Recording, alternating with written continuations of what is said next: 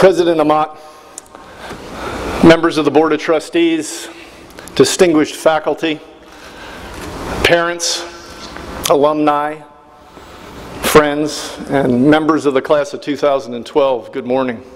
Good morning. And thank you, Professor Sunderland, for that gracious citation and for presenting me for this degree. We honorary recipients prize the connection we now will forever have to Knox and to this graduating class. You in the class have worked toward today for 4 long years, and here comes the speaker who's the last thing standing between you and the parchment, attesting to your hard-won achievement. And he gets parchment too just for that. What's that about? Not to fear, though, as I understand well the terms of my degree. Your board wisely awarded it on the unwritten condition that I keep this ceremony moving along to the main event and attraction, and for all of you, and for each one of you individually. That surely is the moment when you walk across this stage, and then, diploma in hand, into the arms of those who are here to celebrate this milestone with you. You also can thank my dear second-generation Italian immigrant mother, who reminded me that as your commencement speaker, I'm sort of like the corpse at an Italian wake. It is important that you have one, but you shouldn't expect to hear a lot from him.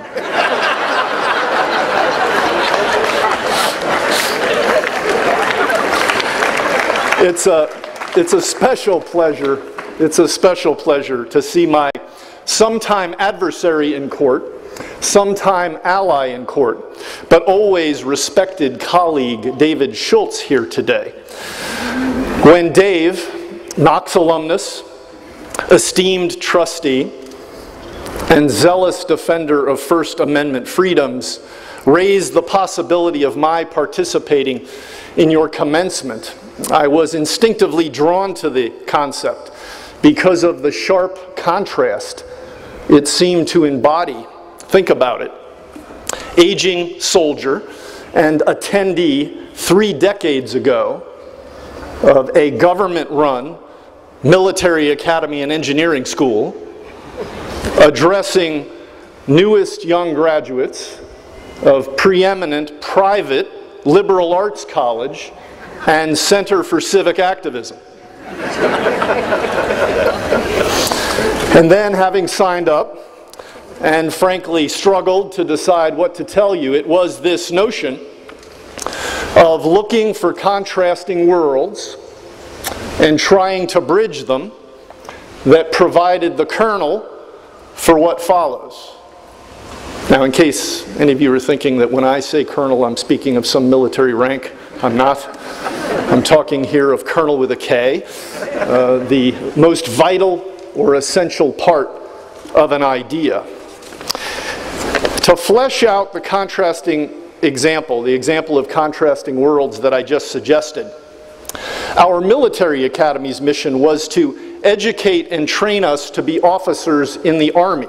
The focus was on development of leaders in the physical, as well as the military and academic domains. I recently confirmed that these fundamentals of that world are unchanged when I attended my son's graduation at West Point last week. Newly commissioned as a lieutenant, he'll report soon to an infantry division. Juxtapose Knox, which is foremost a vibrant community of scholar, teachers, and students, as related to me by those who have inhabited this unique world. Whereas we cadets were pressured to hone skills that would be demanded by an army, and my good and professional sergeants repeatedly demonstrated why, in my stubborn case, every bit of that pressure was necessary. Knox pledges that everything happening here, inside and outside the classroom, gives students the freedom to flourish as individuals. Knox particularly values each person's independent exploration of ideas, the stretching of intellect and talent, and the fusion of imagination with initiative. The value of debate is central to the college's identity. its history as one of the first colleges in the United States open to both women and to people of color, and as the place where Lincoln first denounced slavery on moral terms, remains alive in a pervasive commitment to diversity and equality not primarily associated with any national military academy. At those academies, gender and racial integration have certainly occurred, but when and as mandated by Congress. Meanwhile, differences in rank there are institutionalized and functionally directed toward fighting and winning the nation's wars. Knox's egalitarian spirit, by contrast, infuses graduates who have been prepared for a myriad of mostly peaceful occupations. Were I to have submitted the foregoing mini essay on contrasting worlds to my professor for English 101, I suspect she would have given me an incomplete. Because almost as soon as these two worlds can even be outlined in contrast to one another, we can't help noting that they have been bridged. And I want to point out today that it is invariably humans who do such bridging. You who are educated here in Galesburg value free inquiry and independent thought. But you are not merely dreamers. You are called upon to be dreamers who do, following in the footsteps of individuals who have sparked and fueled concerted action in the real world as relentlessly as a field army on the move. We who attend military school on the Hudson or at Annapolis are not merely drilled to be contributing parts of a whole. We are given a broad liberal education sharing much with the Knox tradition and called to join forebears whose imagination, creativity, and initiative as leaders exemplify very nearly the same individual traits that are extolled right here. As social movements originating at Knox have become the law of the land, our national academies, too, have become more fully integrated and diversified. My fellow academy graduate and former helicopter pilot wife with us here today personifies that. And while not typically described as egalitarian, Kate, for instance, has always outranked me. Ours is an army in which officers are expected to lead from the front and by their example. They are to inspire and mold the soldiers of a pluralistic and open society into units that are reliable in battle.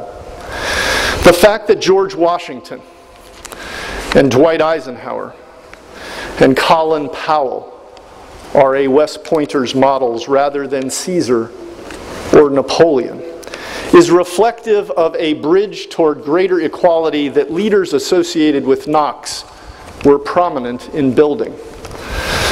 Also reflective of that bridge are the direct experience in military ranks of distinguished Knox students of bygone eras, such as recently retired Lieutenant General David Friedovich, the 1,586 Knox alumni and Galesburg Air Cadets who served in World War II. And even further back in history, a hero of the Battle of Gettysburg, Brigadier General John Buford. I'm indebted to Owen Milder for bringing to my attention that Buford, raised in nearby Rock Island, Illinois, was one of 15 students who matriculated at Knox in 1842 and attended school here in Galesburg for a year before joining West Point's class of 1848. However unconvincing even my completed essay in comparison and contrast would have been had I submitted it as undergraduate homework, I nevertheless offer its central idea to you as a key to fulfillment in life. That key is this: look for contrasting worlds and be a bridge to them.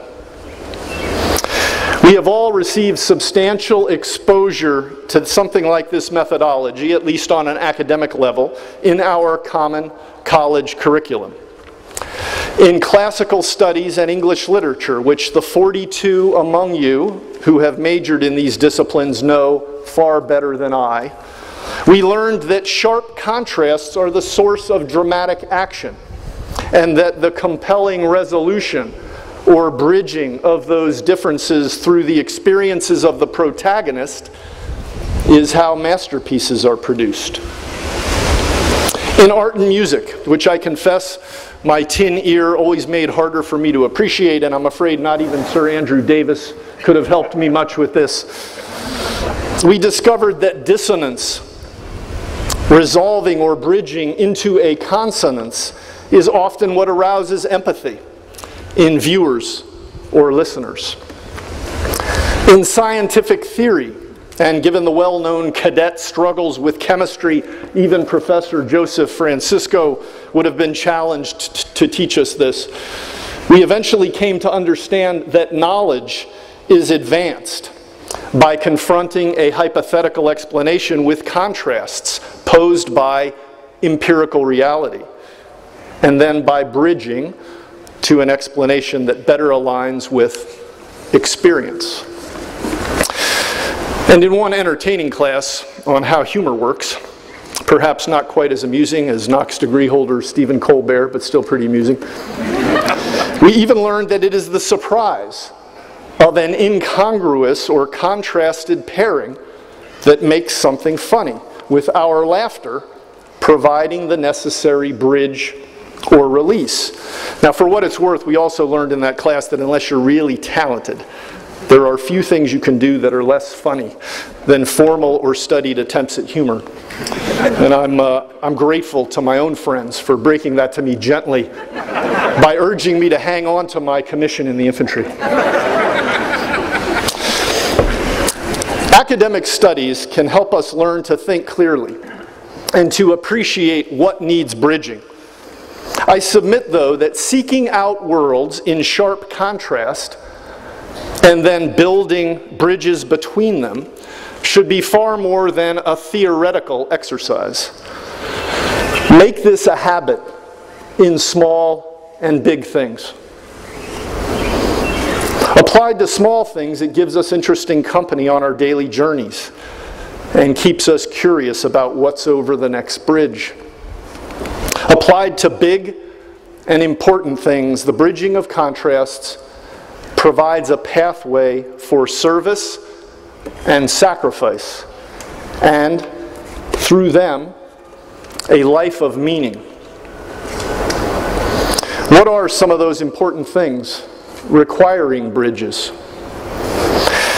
Knox graduates of the past have sought out disparities in the availability of medical care, offering the sick in underserved areas more than just hope for better health. They have bridged ignorance and knowledge, bringing books and teaching to the illiterate.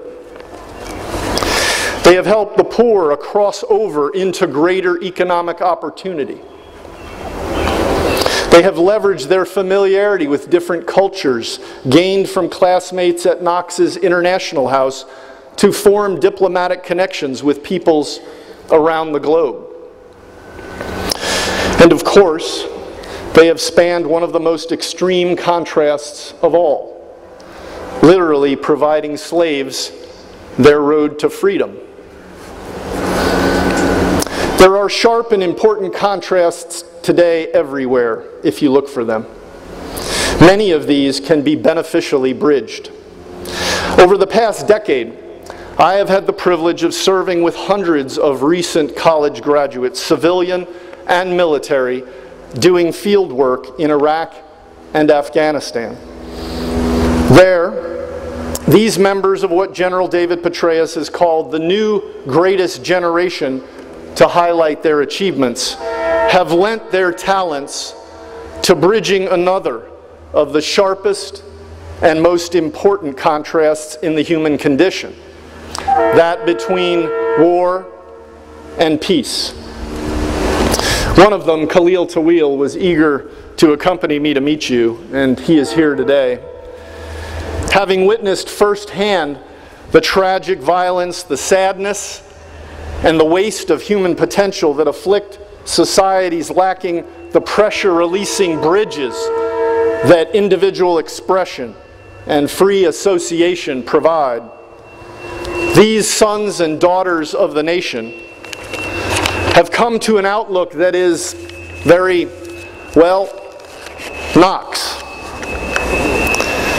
You might consider it a form of distance learning, but you can definitely consider these young men and women your brothers and sisters.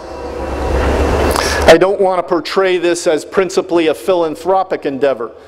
These efforts have been taking place in regions of instability identified by our government as threatening to our own national security.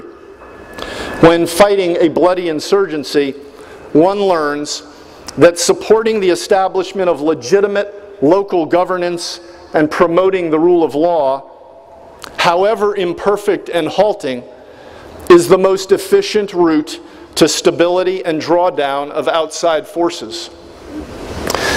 Yet whether undertaken officially out of a humanitarian or a security impulse, the building of bridges from armed conflict toward peace is undeniably good and meaningful work.